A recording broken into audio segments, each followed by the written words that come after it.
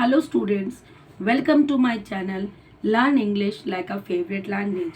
Today I am explaining poetry number 5 of 10th class The Ball Poem written by John Berryman. Right? इस poetry एक symbolize poetry है, symbol है, एक ball symbol है उस grief का, उस पोजीशन का जो एक बच्चा सीख रहा है. एक छोटा बच्चा है जिसकी बॉल गिर गई है, जो उसे उसके पास थी, वो पानी में जा रही है, वो खड़ा उसे देख रहा है, वो बहुत दुखी है. पोइट ये बताते हैं कि बच्चा आज वो सीख रहा है कोई चीज़ को खोने के बाद कैसे उस चीज़ के लिए रहा जाता है. Right now I am explaining the poetry. I am reading the first stanza. What is the boy now who has lost his ball? What is he to do? I saw it go merrily bouncing down the street and then merrily over. There is in the water. Poet कह रहे हैं What is the boy now? ये बच्चा अब क्या करेगा? Who has lost his ball? जिसने अपनी बॉल को खो दिया है. What he to do? अब वो क्या करेगा? I saw it go. Poet कह रहे हैं कि मैंने जाते हुए देखा है. मैरिली मतलब बहुत खुशी से बाउंस करते उस बॉल को down the street and merrily over. और वो स्ट्रीट की तरफ जा रही थी, फिर वो पानी में गिर गई. पोइट ये कह रहे हैं कि उस बच्चे की बॉल गिर गई, वो बच्चा क्या करेगा? क्योंकि मैंने उस बॉल को जाते हुए देखा, क्योंकि बॉल कैसे बाउंस करते उछलते हुए जा रही थी, वो सब उन्होंने देखा. Now next stanza. No use to say O there are other boy. An ultimate shaking grief fixed the boy as he stands rigid, trembling, sharing down all his young days into a harbor fear. His ball went, I would not intrude on him. Poet कहते हैं no use to say, कोई फायदा नहीं हो ये कहने का oh there is another ball, कि तुम्हें कोई दूसरी बॉल भी इसे खेले मत रहो, दूसरी बॉल ले लो.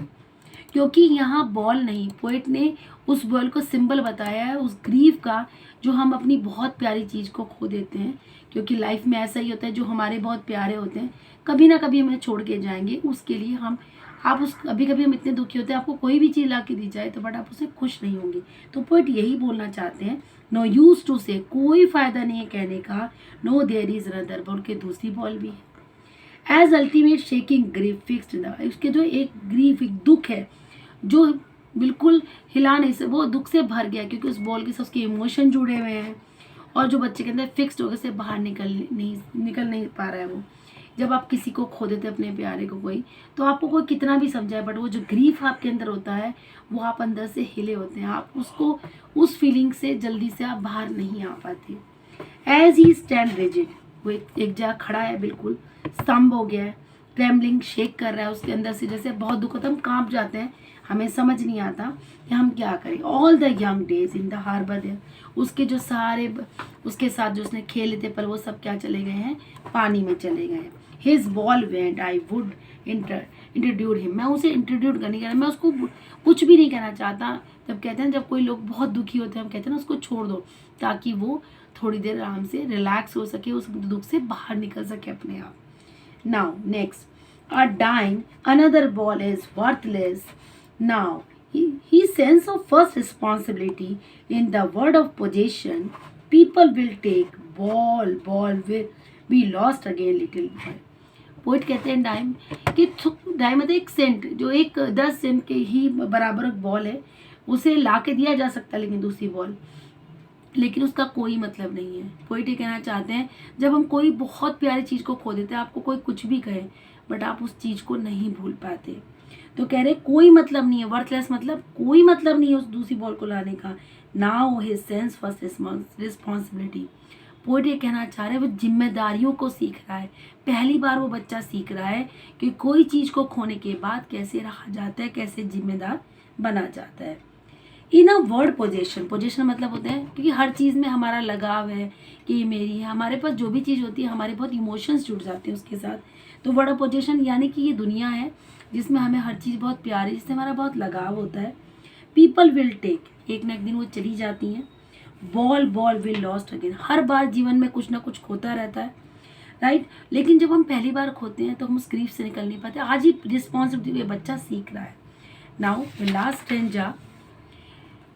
And no one buys a ball back, money is external. Poet कह रहे हैं कि कोई भी उस बॉल को वापस नहीं ला सकता। मनी इज एक्सटर्नल, पैसे से आप बहुत चीज़ें खरीद सकते हैं लेकिन उस दुख को कम नहीं कर सकते। He is learning will behind the displayed eyes, वो सब कुछ इस भीगी आंखों से सब कुछ देख रहा है, सीख रहा है। अब पोइट कहते हैं, एमेस्ट्रोलॉजी कैसे बोलते हैं कि जो दुख जो होता है, जो ग्रीफ होता है, loss how to stand up, वही चीज़ उसको सिखा रही है कि कैसे उसे खड़ा होना है, कैसे उसे आगे बढ़ना है। नोइंग वॉट एवरी मन मस्ट नो वन डे, हर व्यक्ति को ये सीखना ही पड़ता है, सीखना ही पड़ता है। And most now many days, उसे अधिकतर रोज़ खोना पड़ता है, रोज़ नए के साथ जीना पड़ता है। हाउ टू स्टैंड अप, आज वो बच्चा सीख रहा है कैसे खड़ा होना है। पोइट ये कहना चाहते हैं कि बच्चा उस रिस्पॉन्सिबिलिटी को सीख रहा है कि वो कैसे पहली बार खो रहा है, तो पोइट चाहता है वो उस चीज़ को सीखे, समझे, right. Now thank you so much